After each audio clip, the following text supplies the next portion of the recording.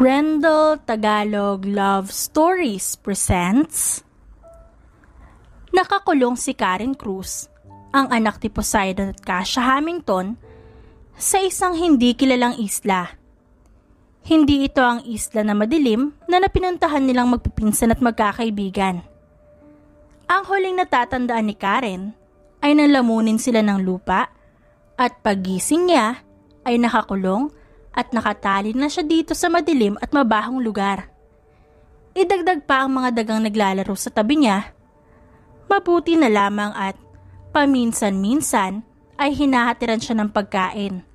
Kaya kahit paano ay buhay pa rin siya.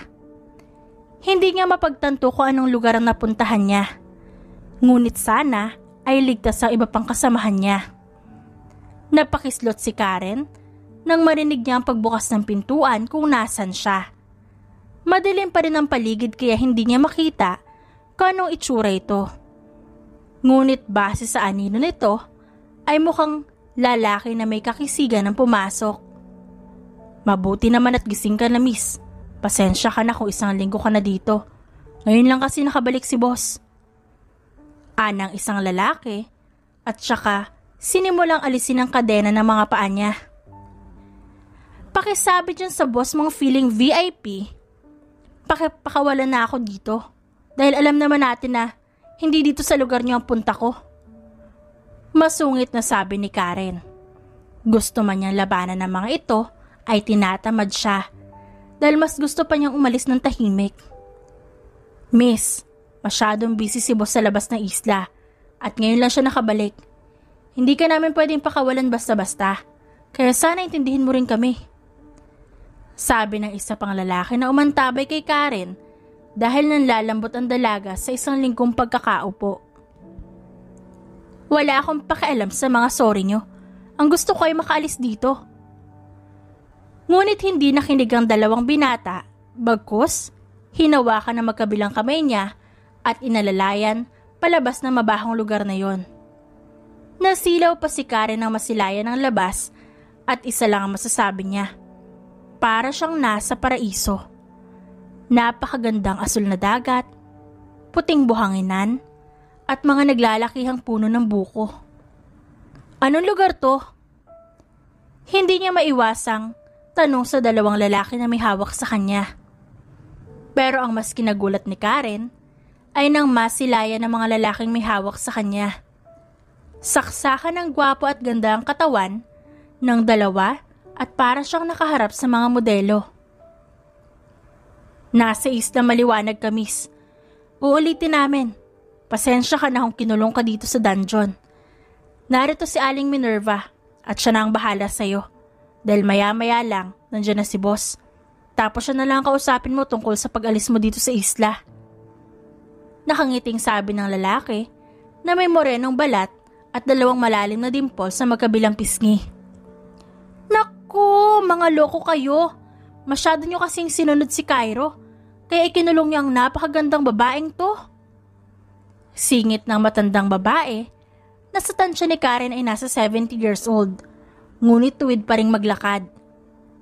Nay, sumusunod lang kami kay boss. Ikaw na ang bahala sa kanya. Pakainin at bihisan mo siya dahil gusto siyang makilala ni boss. Sabi naman ng isa sa dalawang lalaki na kulay blonde ang buhok. Maganda din ang pangangatawan nito. Ngunit mas nagmukha nga lang K-pop dahil sa sisiw nitong buhok. O siya, ako na ang bahala sa kanya. Sabi ng matandang babae at saka hinila si Karen papasok sa malaking mansyon na nakatayo sa mismong isla. Hindi na magtataka si Karen na masilayan ang loob ng mansyon dahil modern ang lahat ng gamit at disenyo. Napangiwi pa siya nang madaanan ng napakalaking salamin at nakita niya ang sarili na hindi na makilala dahil sa kadugyutan ng itsura. Pumasok ka sa loob, iha, at ikaw ay maligo. Kompleto na dyan pati ang mga damit na kailangan mo. Pagkatapos mo ay dumiretso ka na sa kusina para makapaghapunan ka na. Sabi ng matanda at saka iniwan siyang mag-isa. Hindi na nag-inarte pa si Karen. Bagkus, sinunod niya ang sinabi ng matanda at naligo dahil nangangamoy na patay na daga talaga siya. Basta 2 oras din siya nagbabad sa bathtub na puno ng mababangong sabon. Sinamantala niya ang bawat sandali dahil 1 linggo din siyang nagtiis sa napakabahong lugar na yon. Hanggang sa bigla na lamang namatay ang ilaw sa loob ng banyo. Kasabay pa ng pagkawala ng ilaw, ang malalakas na kulog at kidlat at isama mo pa ang malakas na ulan. Gamit ang puting roba na ipinantabi niya sa kanyang katawan, naisipan ni Karen na lumabas upang tingnan ng matanda kung nasa maayos ito. Ngunit sa paglalakad niya sa madilim na hallway, napansin niya ang kakaibang anino. Mabilis pa siyang nagtago sa likod ng napakalaking paso. Kailan mo ba ako papakasalan ha? Ilang buwan na kaya tayo, pero para lang sabihin ko sa'yo. Sabi ng babae gamit ang napakalanding boses. Alam mo na ba na ikaw lang ang babae sa buhay ko, di ba? Gatong pa ng lalaki na halata namang inuutulang ang babae. Hindi niya maaninag ang mukha ng dalawa. Ngunit kitang-kita ni Karen ang ginagawa ng mga ito. Hindi siya pinanganak kahapon. Babalik na sana siya sa loob ng silid nang maramdaman niya ang paghila ng kusino sa kanya at bigla ang isinandal sa matigas na pader. Sino ka at anong ginagawa mo sa pamamahay ko? Nakakabinging sigaw pa ng lalaki kasabay ng pagkislap ng kidlat. Ikaw ang dapat na tinatanong ko niyan. Ba't basta-basta ka nang hihila? Nakakabinging sigaw din ni Karen. Dahil na rin sa bangayan nilang dalawa, narinig nila ang iilang yapak ng paa patungo sa kanila. Boss, ano ginagawa mo kay Miss? Kala namin mamaya ka pa. Tanong ng morenong lalaki na may dimple. Kayo ang dapat tatanungin ko kung sino ang babaeng ito na nasa pamamahay ko, Jacob. Napatingin naman ang 2 lalaki kay Karen. Siya yung naligaw sa isla mo, boss. Siya yung sinabi namin sa'yo since last week. Si Rolando ang sumagot. At saka lamang binitiwan ng lalaki sa pagkakasakal si Karen. At yun din ang oras na bumalik ang ilaw. Wala nang masabi pa si Karen dahil sobrang gwapo ng lalaki sa harapan niya. Ngunit saksakan ng kasungitan, lalo na nang irapan siya at saka naglakad papaalis sa harap niya. Naiwang nakatunganga si Karen. Iniisip kung paano siya makakaalis sa lugar na ito. Kinabukasan, hindi mapakali si Cairo del Falcon sa pag-aayos ng agahan dahil may bisita siyang napakagandang babae. Hindi pa agad na proseso sa utak ni Cairo ang magandang mukha nito. Dahil nahiya siya, lalo na sa suot nitong puting roba. Boss, akala ko ba ayaw mo kay Miss Karen? Para sana napakadaming pagkain na to. Sikmat ng isa sa tauhan niyang si Jacob. Nga pala boss, pabalik na ang fiancé mo si Leah. Paano ang gagawin natin boss? Alam mo naman na halimaw ang babaeng yan. Paano kung pauwiin na natin si Miss Karen? Total sa kabilang isla palang punta talaga niya. Sabat naman ni Rolando na nagpainit sa ulo ni Cairo. Walang aalis dito. Dahil dito siya napunta, kaya dito siya sa atin. Malamig na sabi ni Cairo bago niya kinuhang jacket dahil susunduin niya ang fiancé niya na pinilit lamang sa kanya ng mga magulang. Fiancé man nila ang isa't isa, ay hindi naman nila gusto ang isa't isa. Kaya walang naging problema si Cairo sa babae. At siya namang paglabas ni Karen na pupungas-pungas dahil kagigising lamang nito. Napuyat siya kagabi dahil sa kakahanap ng signal upang makontak ang mga pinsan at kaibigan ngunit bigo siya. Naabutan pa niya sina Jacob at Rolando na masayang nagtatanghalian dahil ito ang oras na nagising siya. Miss Karen, halika na at nang makapagtanghalian ka na. Sabi ni Rolando at pinaghila siya ng upuan. Huwag mong hanapin si boss dahil sinundo niya yung fiancé niya. Sabi naman ni Jacob nang mapansin ang paglingalingan ni Karen. Pwede ba ako magtanong sa inyo kung paano ako makakaalis sa isla na to? May mission kasi ako at kailangan ko yung matapos. Pagkuha ni Karen sa atensyon ng dalawa, Ngunit nagtinginan lamang ang mga ito. Kasi si boss sabi niya hindi ka pa pwedeng umalis ng Isla Maliwanag. Sagot ni Jacob. Pwede bang malaman kung bakit? Sa pagkakaalam ko, wala akong atraso sa inyo. Kaya bakit hindi ako pwedeng umalis sa islang to? Hindi niyo ba naiintindihan na may misyon akong dapat tapusin? Hinampas pa ni Karen ang mesa, kaya napapiksi ang dalawa. Hindi talaga namin alam, miss. Si boss ang tanungin mo. Pagmamatigas ng dalawa, kaya walang nagawa si Karen kundi ang maupo at lantakan ng pagkain sa ibabaw ng mesa. Hindi siya nakakain kagabi dahil wala naman lutong pagkain, kaya para siyang patay gutom na lumalamon ngayon. Miss, dahan-dahan, hindi ka mauubusan ng pagkain. Sabi ni Rolando at saka pa mas dinagdagan ng pagkain sa plato ni Karen. Isa sa napansin ni Karen sa dalawang lalaki ay ang pagiging soft-spoken, mabait at maalalahanin. Kaya nagtataka siya kung bakit may mga perpektong lalaki na nagtatago dito sa isla.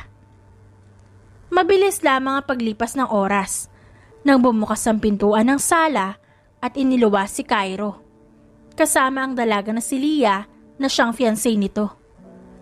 Nagbabangayan pa ang dalawa sa problemang sila lang ang nakakaalam. Mabuti naman at nandito ka na. Pwede na ba akong umuwi? Pwede ko bang mahiram ang speedboat mo? Mukhang walang nakakapuntang bangkero dito sa isla mo. Isa pa, wala ako nakitang bangka sa labas ng mansyon. Sabi ni Karen, matapos isubo ang huling pancake sa plato. Sino nagsabi na pwede kang umalis sa teritoryo ko? Bakit hindi pwede? Sinabi ko na, di ba?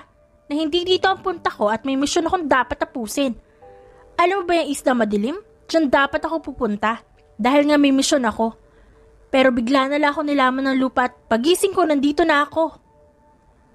Paliwanag ni Karen, ngunit hindi nakikinig si Cairo sa kanya. Walang aalis, dito ka lang.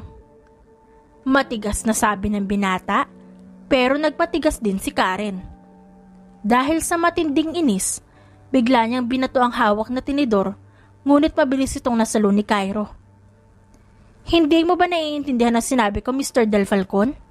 Kailangan kong umalis sa isla mo dahil kailangan kong alamin kung kumusta na ang mga pinsan at kaibigan ko. Hindi ka aalis hanggat walang pahintulot ko. Hindi ako nakikipagbiroan sa iyo para sabihin ko. Kung hindi kita madadaan sa maayos na usapan, baka pwede kong idaan sa dahas. Pananakot ni Karen sa lalaki, pero hindi ito nasindak, bagkus nasiyahan pa ito. Try me, pero sa oras na mahuli kita, brace yourself, dahil aangkinin kita kahit ayaw mo. Nakakalokong sabi ni Cairo na nagbigay ng matinding kilabot kay Karen. Ngunit may dugo siyang Hamilton, kaya hindi siya basta-basta nasisindak ni Numan. Ginisihan niya pabalik ang lalaki, at dito na pala magsisimula ang kwento nila. Huwag kang papakasiguro sa sarili mo, Del Falcon, dahil hindi mo kilala ang kinakalaban mo. Hindi ako basta-basta lamang mauuto o mapapasunod mo. Hindi ako katulad ng babaeng nakilala mo. Isaksak mo yan sa kokote mo. Kaya nga ayaw kitang umalis, dahil ngayon lang ako nakatagpo ng tulad mo. Malanding sabi ni Cairo. Baka pwede niyo muna akong padaanin sa awayan niyo. Kayo lang na naman nakakaalam yan, di ba? Para sabihin ko sa inyo, ako ang fiancé dito at wala nang iba. Singit ni Leah. Tignan mo, may fiancé ka na pero lumalandi ka pa rin. Sabihin mo lang at may gamot ako sa katikate, Del Falcon. Kibit-balikat na sabi ni Karen bago bumalik sa pagkain, ngayon naman ay pritong itlog at sinangag. Leah, pwede bang manahimik ka? Sina daddy lang may gusto ng kasal natin, okay? May karapatan pa rin akong piliin kung sino ang gusto kong pakasalan. Nakangiti man si Leah, ngunit hindi nakaligtas sa mga mata ni Karen ang nasasaktang mata nito. Ngunit sa isang iglap, bumalik ito sa pagiging masaya. Ito na ang simula ng hindi niya pagbibigay ng tiwala sa dalaga, kahit na umaakto itong mabait. Walang makakatakas sa tindi ng pandama niya. Dahil ang taong pwede lang plastikin siya ay si Ginger lamang, na pinsan niya at wala nang iba. Sumapit ang hating gabi, ngunit gising na gising pa rin si Karen. Dahil pinakikiramdaman niya ang buong paligid. Ngayong gabi, naisipan niyang tumakas. Dahil kailangan niya makabalik sa trabaho at alamin kung kumusta na ang iba. Ngunit mukhang malabo dahil nasa loob ng silid niya si Cairo at dito natutulog sa may lapag. Matulog ka na ako sa'yo dahil hindi kita hahayaang makatakas sa akin. Sabi ni Cairo kahit nakapikit ang mga mata nito. Ito ang problema ni Karen. Dahil tulog manok ang lalaki kaya konting kaluskos lang ay nagigising ito. Sa tingin mo ba may mapapala ka kung ikukulong mo ako dito? Yes. Ano? Anong mapapala mo kung ikukulong mo ako? Love. Hindi inaasahan ni Karen ang narinig sa binata. Hindi siya makapaniwala na naghahanap ng pagmamahal ito. Ngunit mukha itong babaero na puro panganay ang anak, kaya nakapagtataka lamang kung ito ang hanap ng lalaki.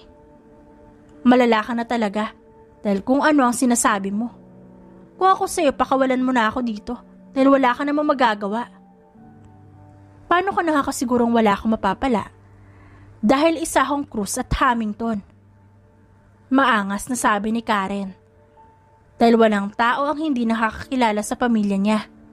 Lalo na sa lolo niyang sina Cesar, Steve, Fagan at Sancho.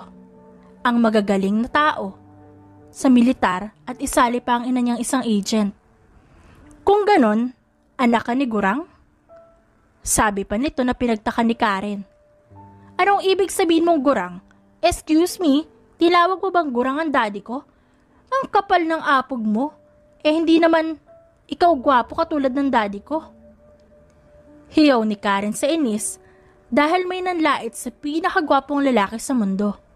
Ang nag-iisa niyang daddy na walang kawangis, ang numero 1 gwapo at sobrang bait na daddy niya na si Poseidon Cruz.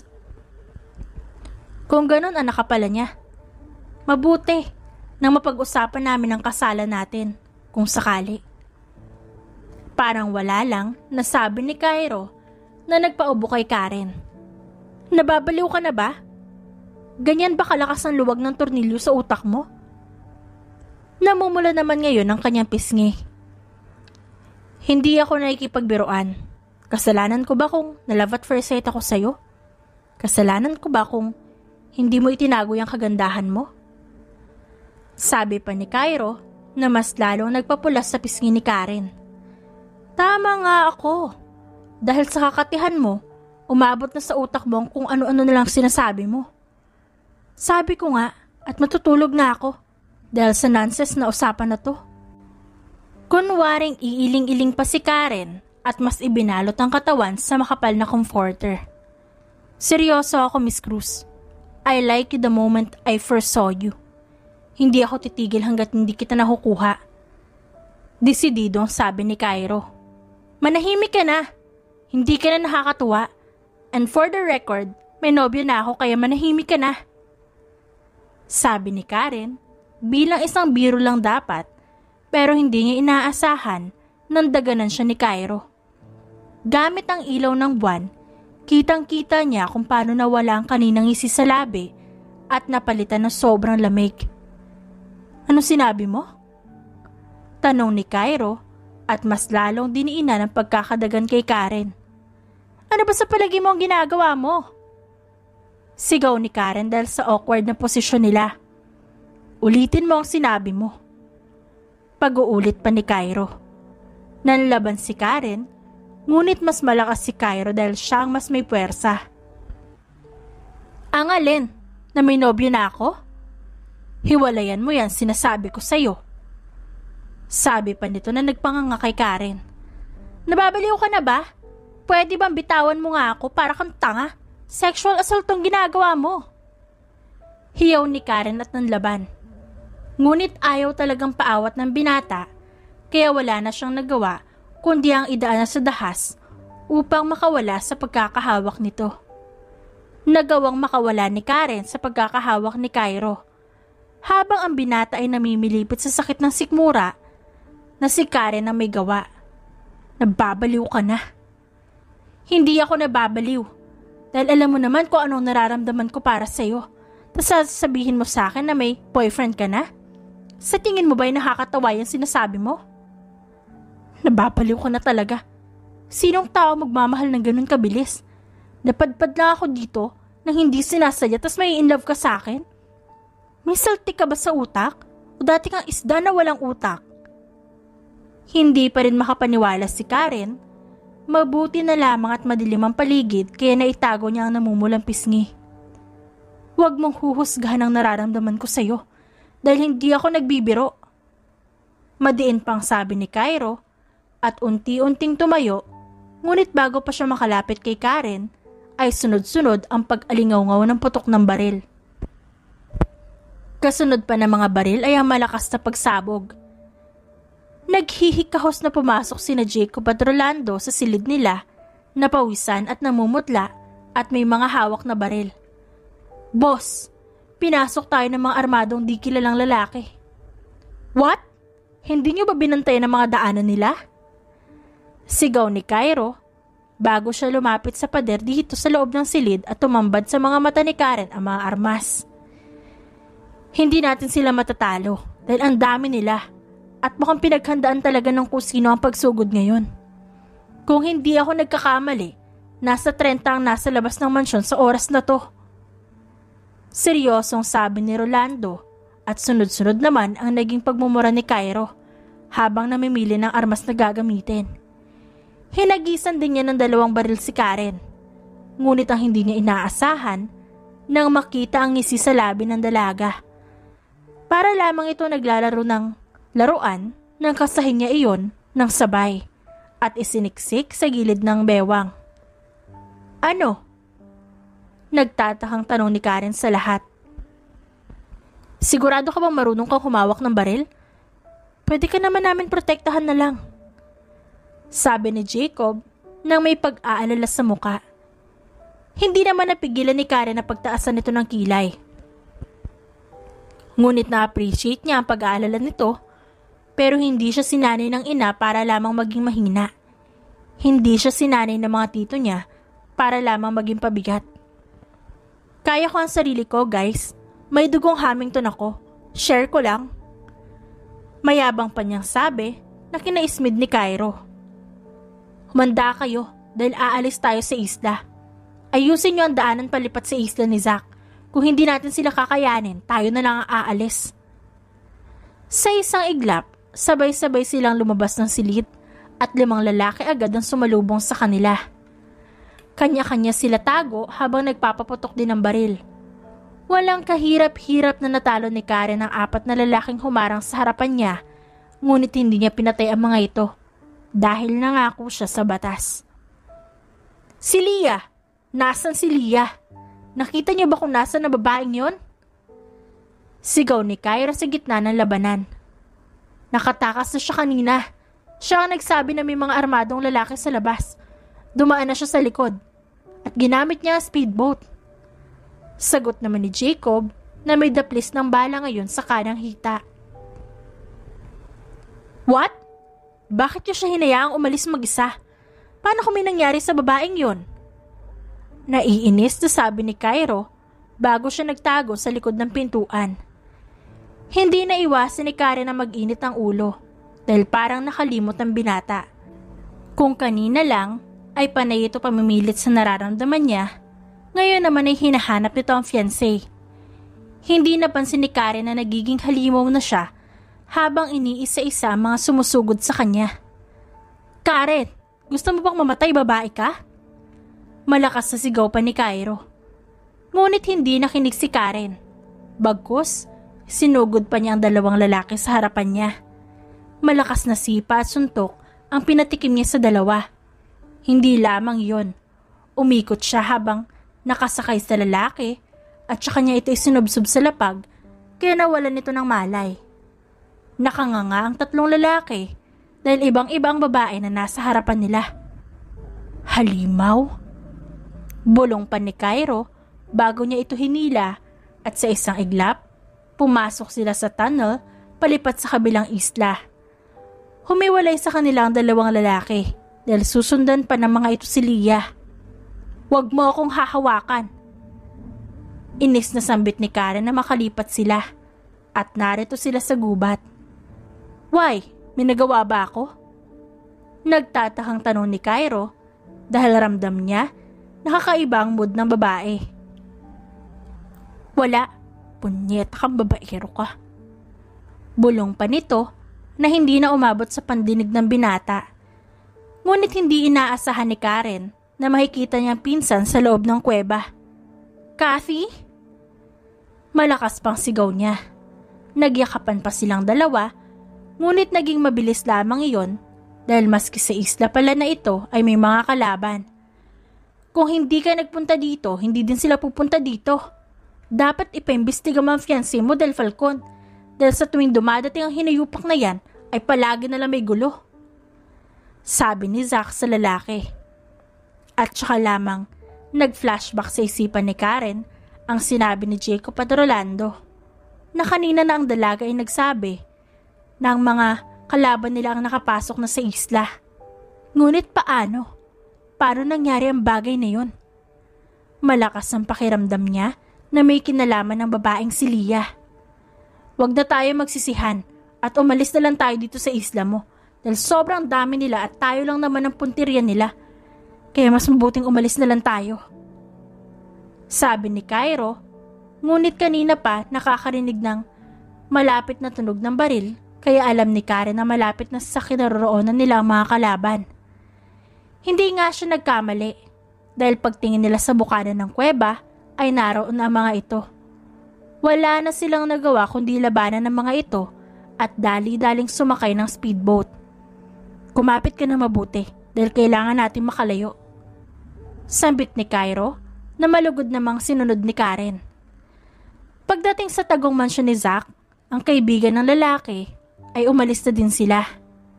Sapat na upang maging payapa ang utak ni Karen na nalaman niyang nasa mabuti ng kalagayan ng pinsan at kaibigan niya. Hanggang sa hindi niya namalaya na kinain na siya ng antok dahil sa matinding pagod. 4 na oras din ang ginugol ni na Cairo at Karen sa biyahe bago sila nakarating sa mansyon ng lalaki. Dahil sa himbing ng pagkakatulog ni Karen, hindi na siya nagising nang kargahin siya ni Cairo at ibinabasa malambot na kama. Sir, mabuti pa at nakabalik na kayo. Sabi ng butler niyang si David. Mag-usap tayo sa opisina at may gusto akong ipagawa sa'yo. Pumasok sila sa opisina ng lalaki at saka umupo sa swivel chair niya bago may kinalkal sa laptop na nasa harapan niya.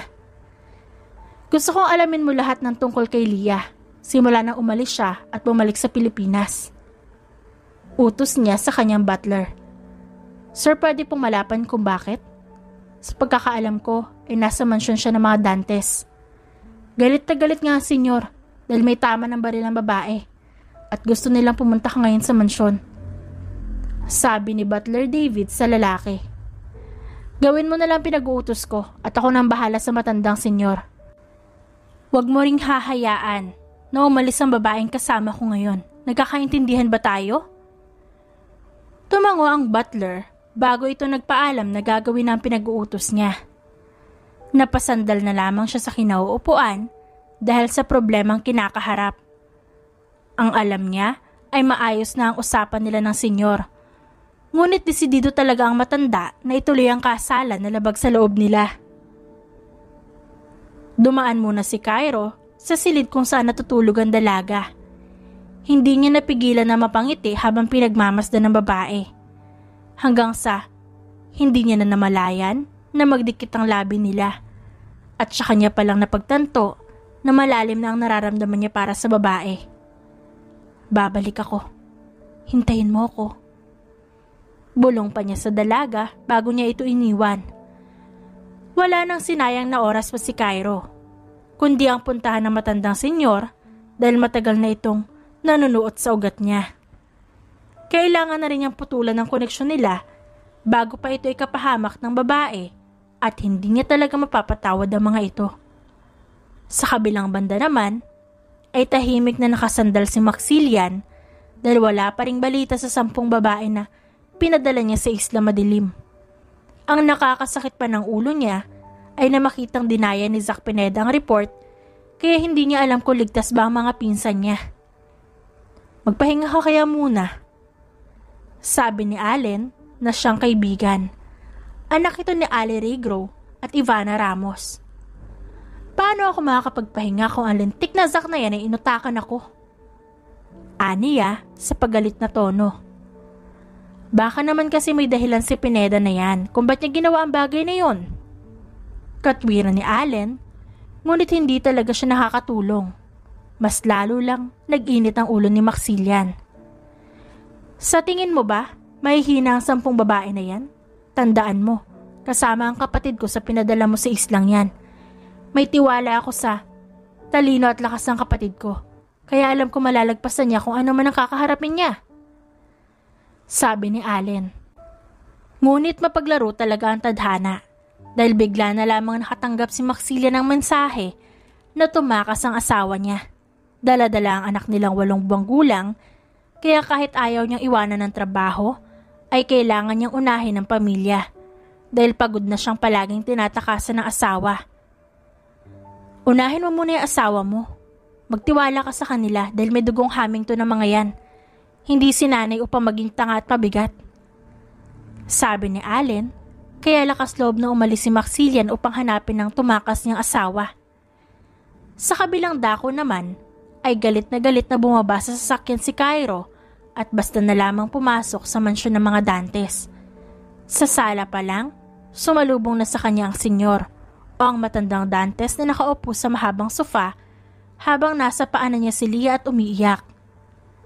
Mabuti naman at nagpakita ka pa. Akala ko igagaya ka sa pamilya mong walang utang na loob.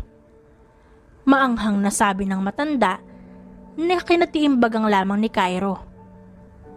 Lolo naman, hindi ko talaga gustong ituloy ang kasal dahil hindi naman talaga namin mahal ang isa't isa, lalo na't may napili na babae si Cairo.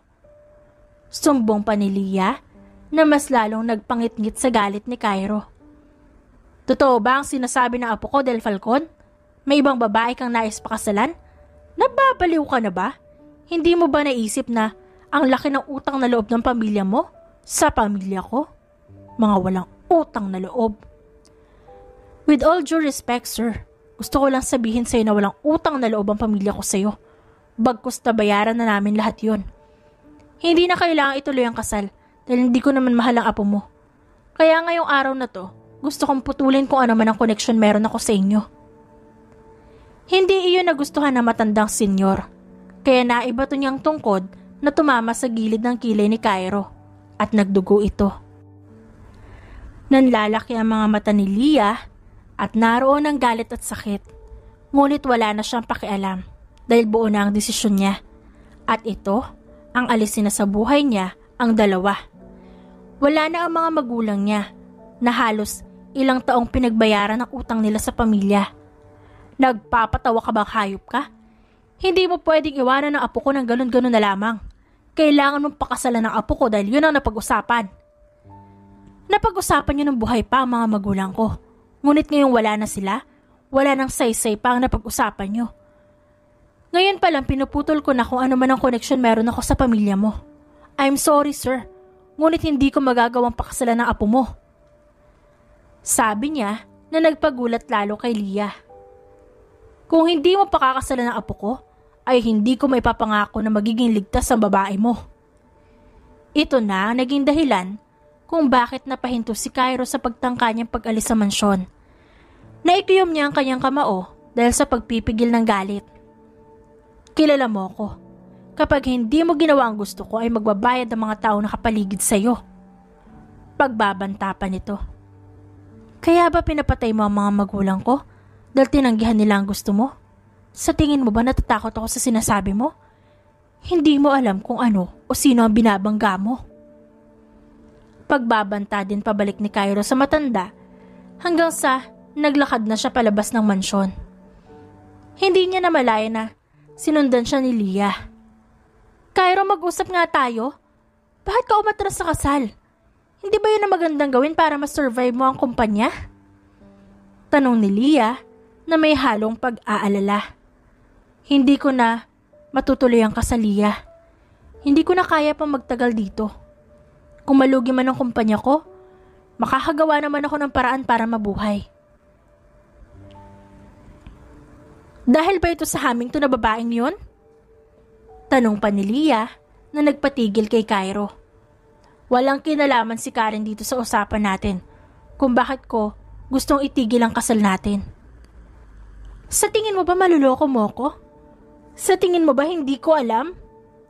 Hindi ko nakikita ang bawat tingin mo sa kanya? Cairo, ba't hindi na lang ako ulit?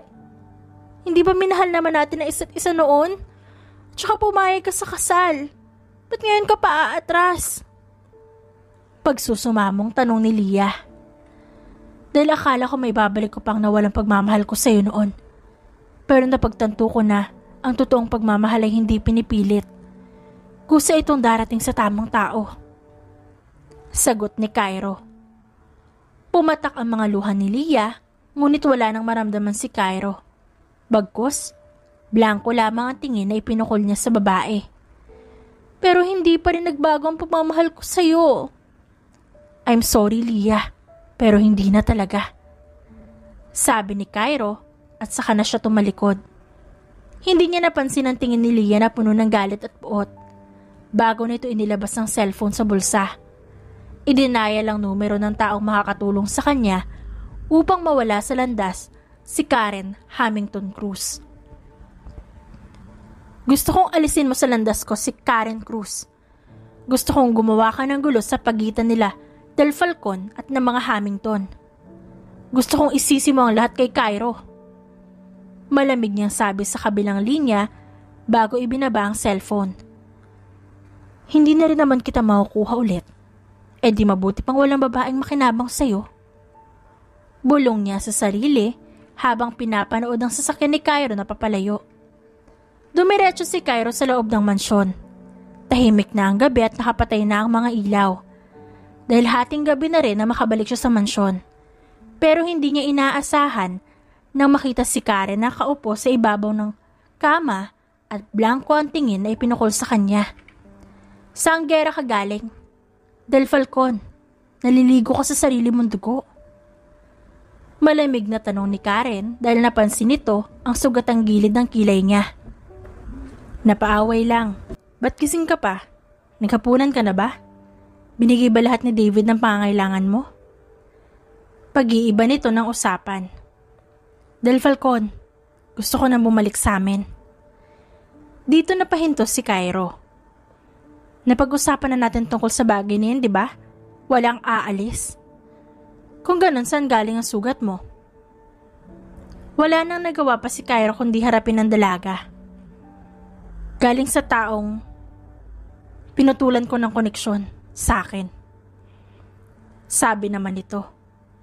Tinitigan siya ni Karen at mukhang hinahanap ng dalaga kung nagsasabi ito ng totoo, pero sumuko din ito.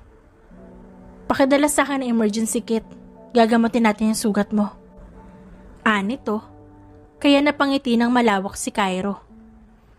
Ang sabi ko ay gagamutin ko ang sugat mo. Hindi ko sinabing yumakap ka sa akin na parang Linta del Falcon. Suway ni Karen sa lalaki dahil bigla na lamang parang higad na nagdidikit sa kanya ang lalaki.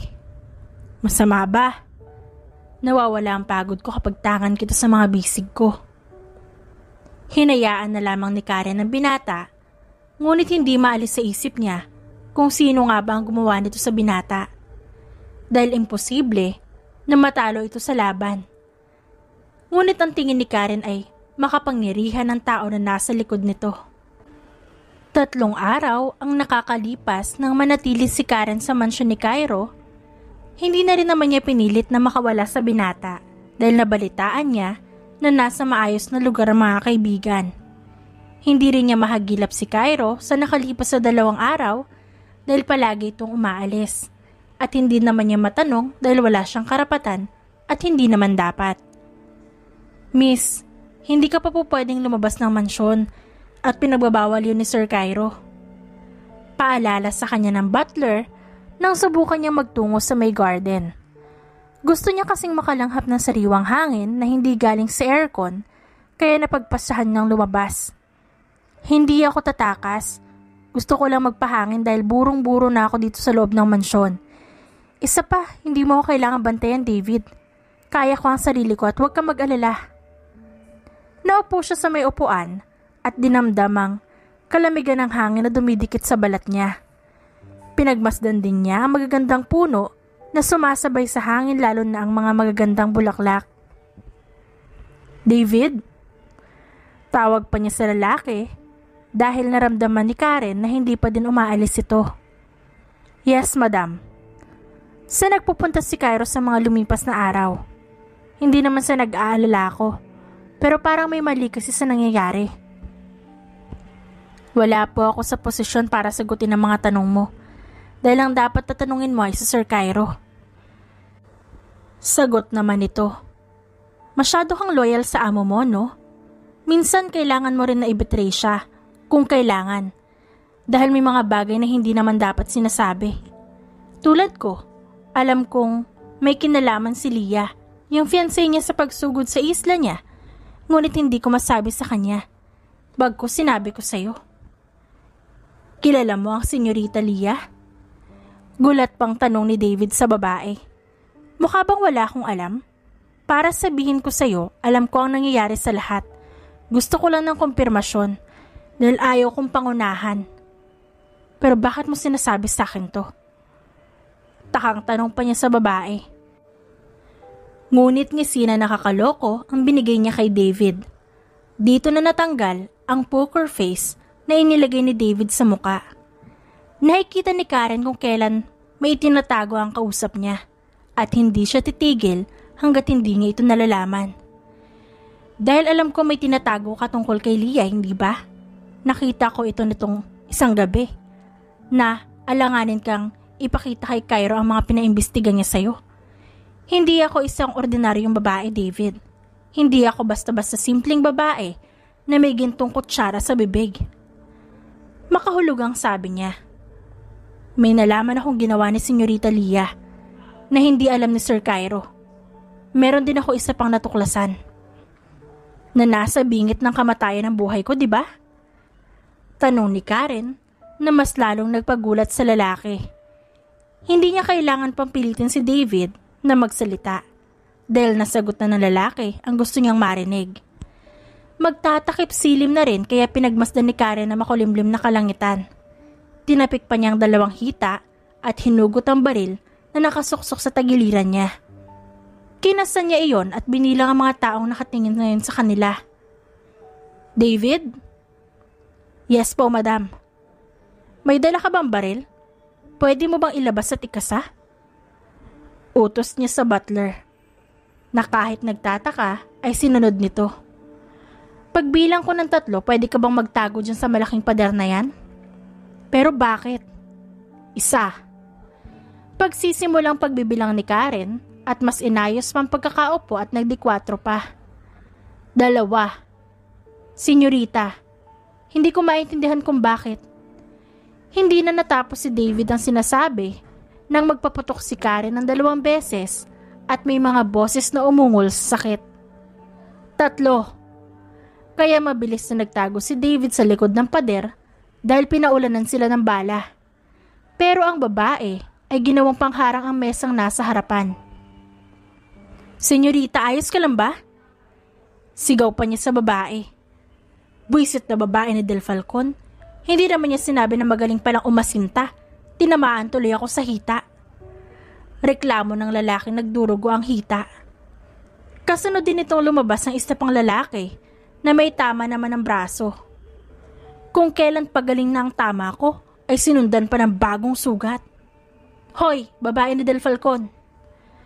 Pagkuha ng mga ito sa atensyon ni Karen, na unti-unting lumabas sa pinagtatago ang mesa.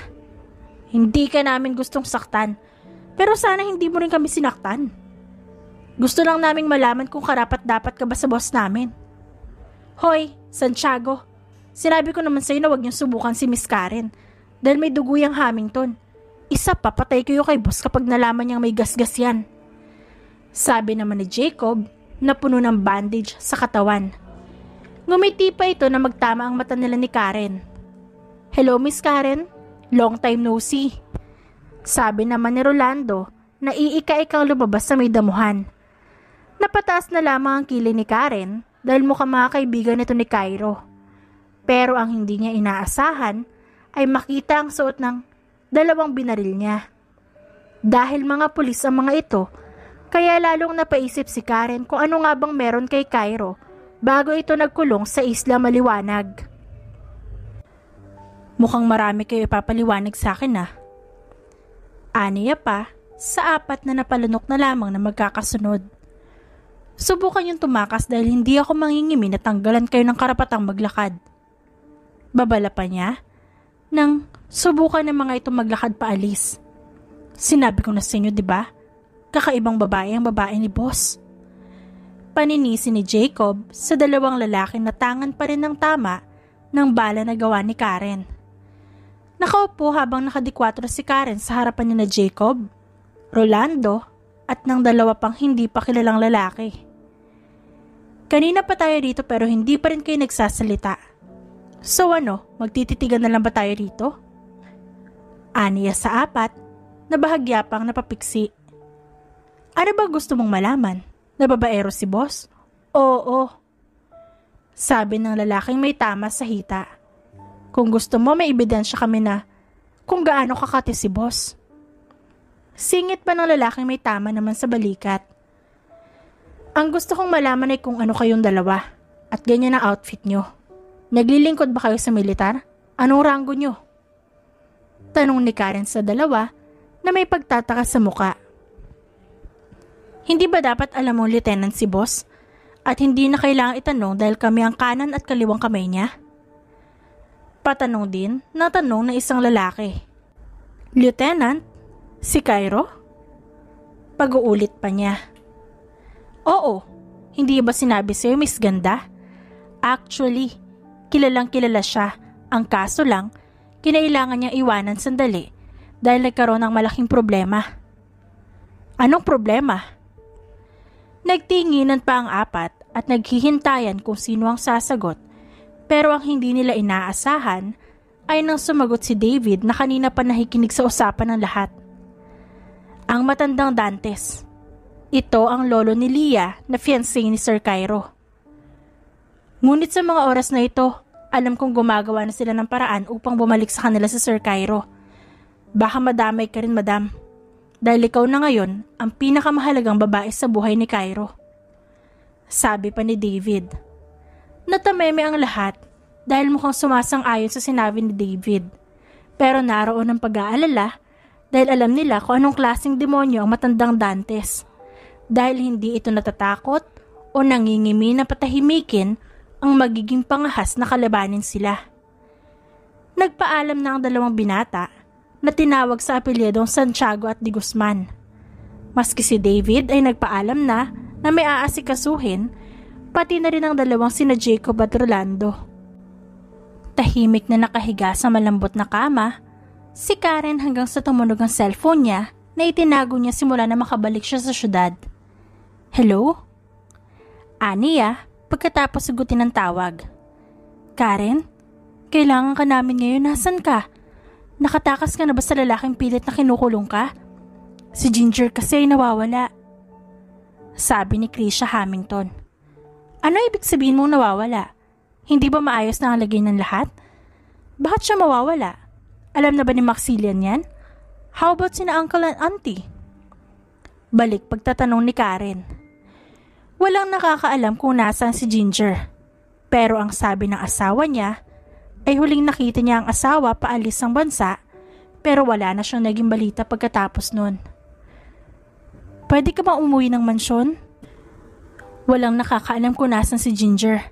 Pero ang sabi ng asawa niya ay huling nakita niya ang asawa paalis ng bansa. Pero wala na siya naging balita pagkatapos nun.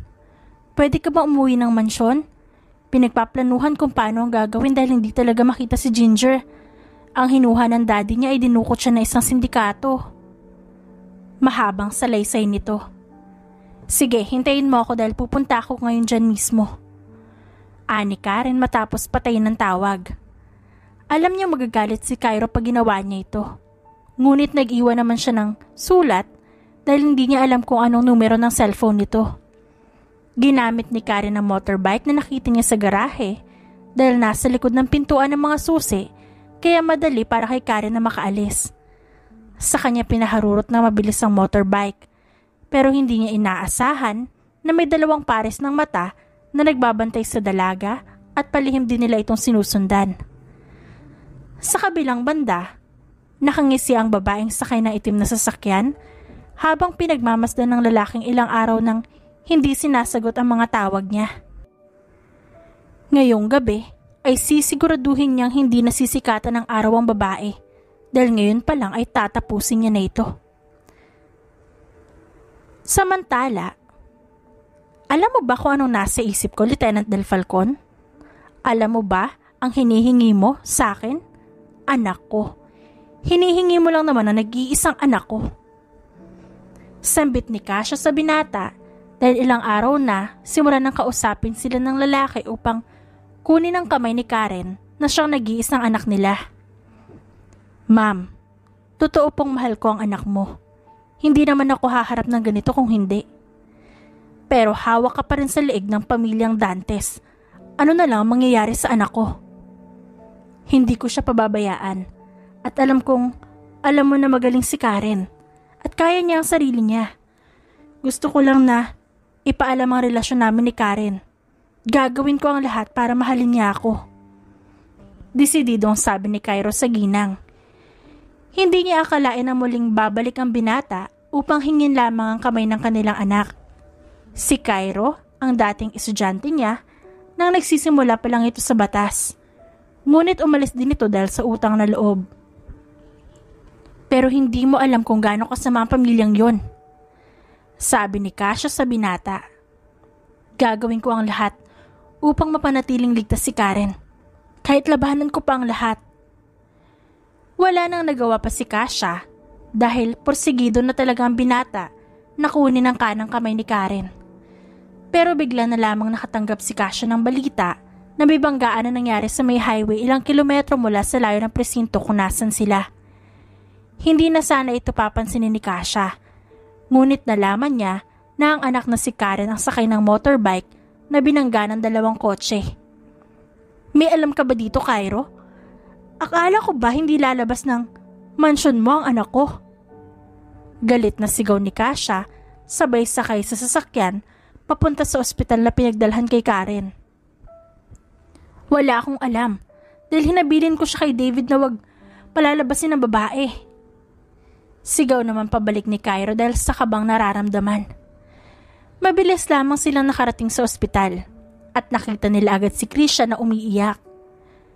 Tita, tawag pa nito kay Kasia, ang anak ng pinsan nitong si Kanix. Ano nangyari? Ba't nandito ka, Krisha?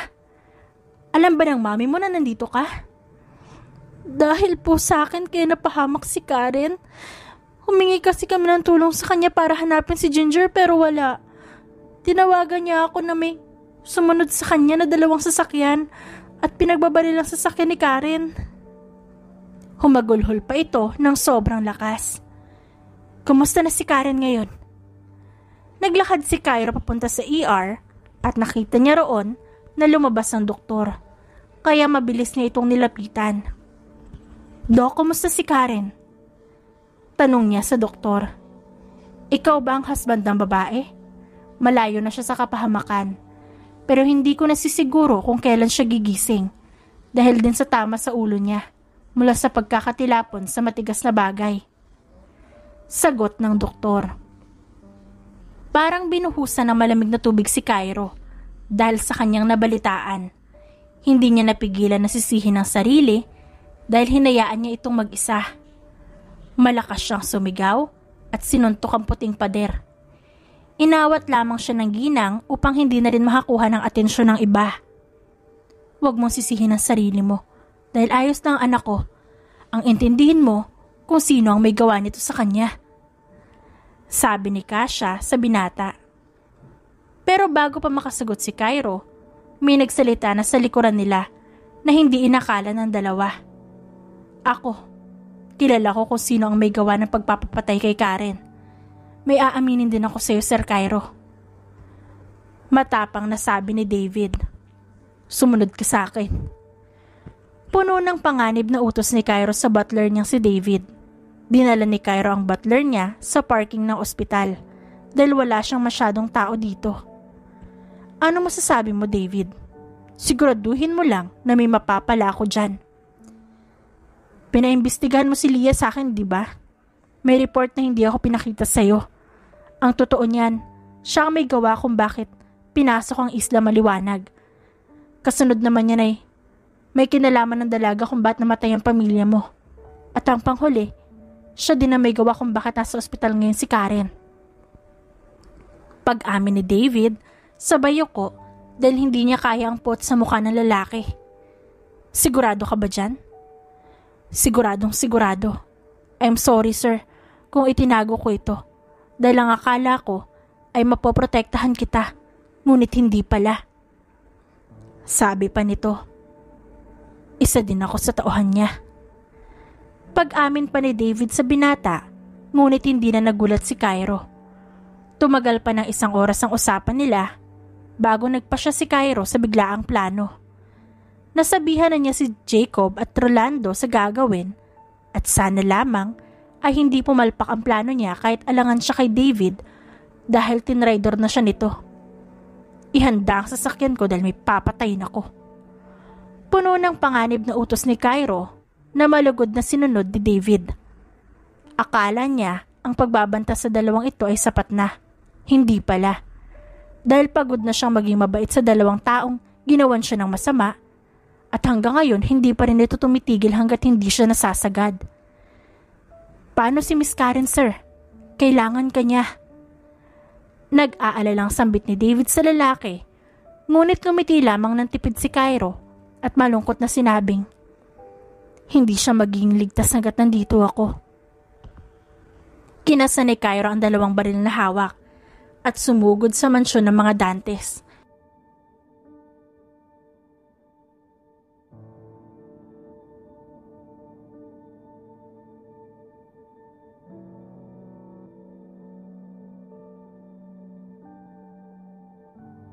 Nabalitaan mo na siguro ang nangyari sa babae mo? Simula pa lang yan. Dahil pinaiyak mo ang apo ko. Ang kapal din ng mukha niyo maglolo, no? Matapos yung patay ng mga magulang ko, ngayon naman ay ang babaeng mahal ko. Isa talaga kayong malaking kalokohan. Hindi niyo sinaksak sa mga kokote niyo na kaya ko kayong mabulok sa kulungan. Nagtatagis ang bagang ni Cairo nang sabihin yon. Ngunit ngumisi lamang na parang demonyo ang matanda bago itinaas ang kamay. Sa tingin mo ba hindi ako handa sa walang utak at hindi nag-iisip na tulad mo? Tutal marami ka na ring alam, mas mabuti pang patayin na lang kita. Sabi ng matandang Dantes bago nakaramdam si Cairo ng malakas na pagpalo sa likod ng ulo. At ang hindi niya inaasahan ay ang pumalo sa kanya. Good boy, David. Good boy, apo. Huling narinig ni Cairo bago siya nawala ng malay, ngunit hindi niya makakalimutan ang nangyari. Dahil ang taong pinagkatiwalaan niya ng lubos ay tinraidor siya. Ang taong naging kaibigan at para na rin kapatid niya ay nagawa siyang lokohin at saktan. Ngunit naniniwala siya. Umaasa siya na may magandang paliwanag ng lalaki. 1 linggo matapos magising si Karen mula sa mahabang pagkakatulog, ay hindi na muling bumalik si Cairo. Sinubukan niyang tanungin ng pamilya, ngunit walang masabi ang mga ito dahil maski daw sila ay hindi nila alam. Hindi rin niya makontak sina Jacob at Rolando na parang bula din na nawala bigla na siyang pinagtataka ni Karen. Anak, alam mo naman na hindi pa magaling ang mga sugat mo, diba? Hindi pa rin maayos ang sugat mo sa ulo kaya hinabili ng doktor na kailangan mo magpahinga dahil makakasama sa iyo yan. Pigil sa kanya ng mami niyang si Kasha. Pero mami, hindi niyo sinabi sa akin kung nasan si Cairo. Imposible na hindi ako dalawin ng ulol na yon dahil hindi matapos ni Karen ang sasabihin dahil kahit anong oras ay babagsak na mga luha niya. Mahal mo na ba si Cairo, anak? Natulala pa siya sa tanong ng ina. Noong wala pa siyang malay ay napanaginipan niya si Cairo. Masaya daw sila at walang problema. Doon lamang niya napagtanto na nahulog na ang loob niya sa binata. Napabuntong hininga na lang ang mami niya dahil sa naging reaksyon niya. "Pwede mangako ka sa akin anak na hindi ka mabibiglas na malalaman mo?" Sabi pa ng mami niya na nagpakaba sa kanya ng sobra. "May nangyari ba kay Cairo, mami?" Umiling lang si Kasha. Ikakasal na si Cairo sa apo na matandang Dantes. Parang binuhusan ng malamig na tubig si Karen nang sabihin iyon ng kanyang ina. Hindi niya napigilan ng mga luhang panayang agos sa mga mata niya habang pinoproseso ang mga balitang natanggap. "How? Ang sabi niya ay mahal niya ako." "I know, anak. Kaya inalam na ng daddy mo ang tungkol sa nangyari sa kanya. Kung bakit bigla ang lahat ng nangyayari." "Kailan daw ang kasal, mommy?" "Sa susunod na linggo, anak. Kaya kailangan mo magpagaling upang maipatigil ang kasal." Mabilis lamang ang paglipas ng panahon at mamaya na ang kasal ni Cairo sa apo ng matandang Dantes na si Leah Dantes. Wala ding nakuhang impormasyon ng ama ni Karen dahil hindi rin biro ang pamilyang ito, lalo na sa mga krimen na ginawa nila. Nasalubong pa ni Karen si Gianna na dala ang 1 buwang gulang na anak. "Hindi ba dapat nag-aayos ka na ngayon? Kasal na ng lalaki mo mamaya at dapat lang na mas maganda ka sa bride." "Wag ka, dahil nakita ko ang susuoting gown ng loka dahil sobrang ganda. Pero yun nga, mukhang hindi na yata siya dadalo dahil ayaw siyang kausapin ng lalaki niya." Singit naman ni Doja. "Pwede ba, Doja? Wag mong pinapainit ang ulo ko dahil baka itago ko ang asawa mo." Bakit kasi ayaw mo pang mag-ayos? Kapag late ka niyan at hindi mo napigilan ng kasal, baka umiyak ka na lang sa amin." Si Danica naman ang nagsalita habang dala din ng 1 taong gulang na anak. "Hindi madaling hayaan ang ginawa sa akin ng ulupong na yon dahil binabaan niya ako ng tawag kagabi. And so, ayaw lang namin na pagsisihan mo ang gagawin mo. Kaya kung ako sa'yo, mag-ayos ka na at bawiin mo ang para sa'yo." Utos ni Kathy na kararating lang kasama ang asawa nitong si Zach na may dalang bulaklak pang patay. "Baka lang mamatay ang puso mo at baka kailangan mo nito." Loko-loko pang sabi nito na kinainit ng ulo ni Karen. Sa kabilang dako ng mansyon ng mga Dantes ay tahimik lang si Cairo habang inaayusan siya para sa kasal.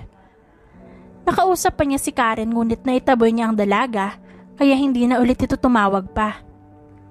"Sir?" Tawag pa sa kanya ni David bago inilagay sa katawan niya ang bomba na inutos ni Leah dahil sa takot itong tumakas siya sa mismong kasal.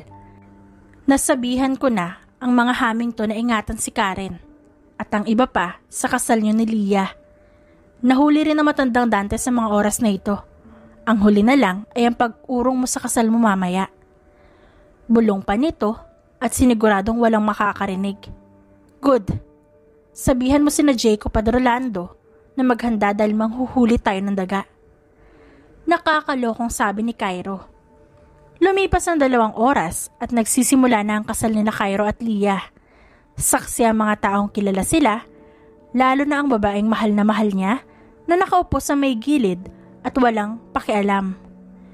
"Ikaw ba, Leah Dantes, ay tinatanggap mo ang lalaki sa hirap at ginhawa at kahirapan? Ipapangako mo ba na magiging mabuti kang asawa?" Tanong ng pari sa babae. "Yes, father." Sagot naman ni Leah na kinairap ni Karen. "Ikaw naman, Cairo del Falcon, ay tinatanggap mo si Leah na maging asawa sa hirap at sa..." Tinatanong pa ba yan? Syempre hindi. Maangas pa niyang sabi na nagpasinghap sa lahat. "What?" Gulat na tanong ni Leah habang nakatingin kay Cairo na nakangisi naman sa kanya. "Tandaan mo, hawak ko ang buhay mo. Ngayon, Cairo, wag mo akong ipapahiya." Mahinang nagngingit-ngit itong sabi. "Bakit? Anong gagawin mo? Pasasabugin mo ang suot na bomba ko ngayon? Bakit hindi mo subukan?" "Wag mo akong subukan. Hindi ka nababalikan ni Karen. At bakit ayaw mo magpakasal sa akin?" Sinong nagsabi na hindi ko babalikan ng mukhang puwet na yan? Kanina pa ako dito, babae. Singit sa wakas ni Karen sa eksena na ginawa ni Cairo. Pumasok na rin ang mga pulis at kahit anong pagwawala ni Leah ay wala na itong nagawa dahil bistado na silang maglolo. Kahit anong pagwawala ni Leah ay walang nakikinig sa kanya. Hanggang kalad ka rin ito ni na Jacob at Rolando habang suot na ngayon ang uniformeng pang-militar. Kinindatan pa sila ni Karen na nagsusungit dahil ang tagal bago natapos ang walang kwentang pakulo ni Cairo. Magsisisi ka, Karen. Hindi pa ako tapos dahil babalikan kita at hindi ka magiging masaya. Malakas pang sigaw ni Leah. Ngunit hindi na lamang siya pinansin ng lahat. Masayang lumapit si Cairo sa babae, ngunit tinutukan lamang siya ni Karen ng baril. Bakit? Anong ginawa ko? Nagtatakang tanong pa ni Cairo. Seryoso ka? Tinatanong mo ko anong ginawa mo? Nakakalimutan mo na ba na pinagtulakan mo ko kagabi? Ang kapal ng mukha mong tingnan ako ngayon na parang wala kang ginawang masama ah. Malamig na sabi ni Karen. Ginawa ko lang yun dahil ayaw kitang mapahamak. Talaga ba? Paano ba yan? Gusto ko ng away. Nakangising sabi ni Karen, sabay putok ng baril. Mabuti na lamang at nakaiwas si Cairo at napagtanto nitong kailangan nitong magtago sa ilalim ng upuan. Tawa lamang ng tawa si Karen habang hinahabol ng bala si Cairo, habang ang mga magulang niya ay napapailing na lang sa ginagawa ng anak nila. Ngayon alam ko na kung kanino nagmana ang anak mo. Bulong pa ni Poseidon sa asawang si Kasia. Subukan mo lang sabihin na sa akin, dahil sisiguraduhin kong gagaya ka dyan sa mamanugangin mo. Pagbabanta naman ni Kasia. Napalabi na lang si Poseidon sa isang tabi. Lumipas ang isang buwan at bumalik na sa dati ang pamumuhay nilang lahat, maliban na lamang kay Maxillian na hindi pa rin mahanap ang asawa. Bakit mo naman kasi binuntis ng labag sa loob niya? Alam mo naman pala na hindi ka niya mahal pero bakit mo pa rin pinilit? Parang wala lang, natanong ni Allen sa lalaki. Hindi ko siya pinilit, okay? Kasal kami at natural lamang na magkaanak kaming dalawa. Ang pagkakamali ko lang, hindi ko siya nabili ng saging na kulay pink. Sabi ni Maxillian sa maliit na boses. Natawa ang lahat dahil kilala ang asawa ni Maxillian sa pinakamalalang maglihi sa kanilang lahat. Dahil hindi pangkaraniwan at hindi rin madaling hanapin, mabuti na lamang si Karen kahit na isang buwan ng buntis ay wala pa ring selan. Di sana kinulayan mo ng pink yung saging. Ang talino mong tao pero hindi mo ginagamit yung utak mo. Singit naman ni Sapphire. Wow!